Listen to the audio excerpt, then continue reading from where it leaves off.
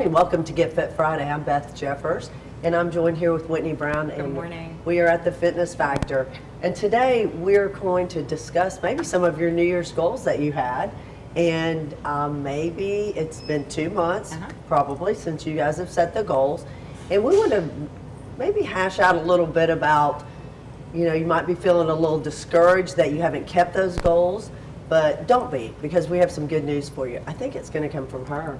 Oh, good. I get to deliver the good news. Yes, good news. Well, a lot of times when we come out of the gate into a new year, we're excited. We're coming off a big holiday season. We're ready to do something different. We're ready to move again. We're ready to have a regular schedule. Kids are gone. You know the deal, right? We've eaten tons.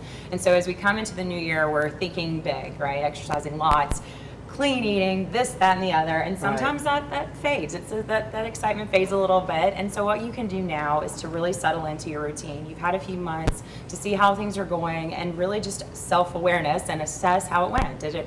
Did what you set out at the beginning of the year actually translate into some actionable things for you, or was it a little too big? And if it felt a little too big, all you have to do really is to look at your goals, to think about what you're trying to achieve.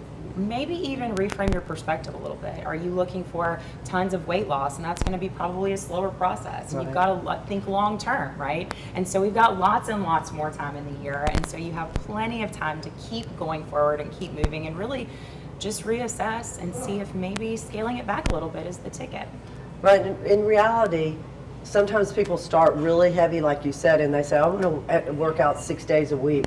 Well, in reality, for good health purposes, 3 times a week is fine. So don't beat yourself up if you didn't make that 6 mark, or if you've slacked off a little bit on your weight loss. The big thing is like Whitney said, is this should be a long-term lifestyle change, something that has balance and that you can live with. That's right. And you don't want to deprive yourself of a lot of things. You want to think about, making sure that there's foods that you love integrated into your nutritional strategy, making sure that, you're focusing on the right things and saying yes to the right things, but also kind of saying no to the right things, like lots of deprivation, lots of fad diets, lots of extreme methods, and see kind of where you fall. And oftentimes that's somewhere in the middle.